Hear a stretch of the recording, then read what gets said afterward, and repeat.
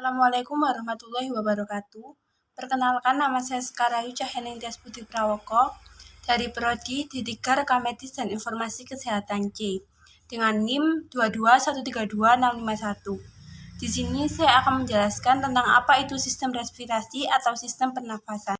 Apa sih yang disebut sistem respirasi? Sistem respirasi adalah sistem yang memiliki fungsi utama memperoleh oksigen dari atmosfer untuk diproduksi sel dan mengeluarkan karbon dioksida yang akan diproduksi oleh sel.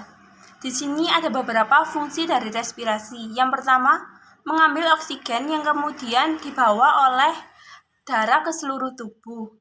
Yang kedua, mengeluarkan karbon dioksida yang terjadi sebagai alat dari metabolisme. Dan yang ketiga, non-reptorak. Di sini ada contoh gambar anatomi organ respirasi bagian anterior. Bagian sistem respirasi.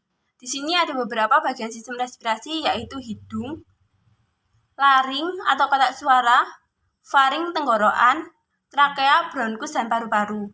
Menurut strukturnya, sistem respirasi terbagi menjadi dua, sistem respirasi atas dan sistem respirasi bawah. Sistem respirasi atas ada hidung, faring, dan beberapa sel bagian lainnya, sedangkan sistem respirasi bawah ada trakea, bronkus, dan paru-paru. Sistem respirasi menurut bagiannya ada dua, yaitu zona konduksi dan zona respiratori. Apa sih zona konduksi itu? Zona konduksi yang terdiri dari rangkaian interkoneksi rongga dan tabung baik di luar ataupun di dalam paru-paru. Ini termasuk hidung, faring, laring, trakea, bronkus, bronkiolus, dan terminal yang fungsi untuk menyaring, menghangatkan, dan melembabkan udara dan menghubungkan ke dalam paru-paru. Sedangkan zona kedua adalah zona respiratori, yang terdiri dari jaringan di dalam paru-paru di mana terjadi pertukaran gas. Ini termasuk bronkiolus respiratori, ductus alveolar, kantung alveolar, dan alveoli yang mereka merupakan tempat utama pertukaran gas antara air dan darah. Kemudian struktur perlengkapan. Struktur perlengkapan ada 5. Yang pertama adalah rongga dada. Rongga dada adalah suatu ruangan yang sebagian tempatnya banyak ditempati oleh paru-paru. Rongga dada dibentuk oleh 12 kosta, yaitu di bagian atas yaitu terbuka, sedangkan di bagian bawah diagrama. Yang kedua adalah kostas. Kostas adalah batang tulang rawang hialin yang berfungsi untuk memperpanjang tulang rusuk depan dan berkontribusi elastisitas dinding dada.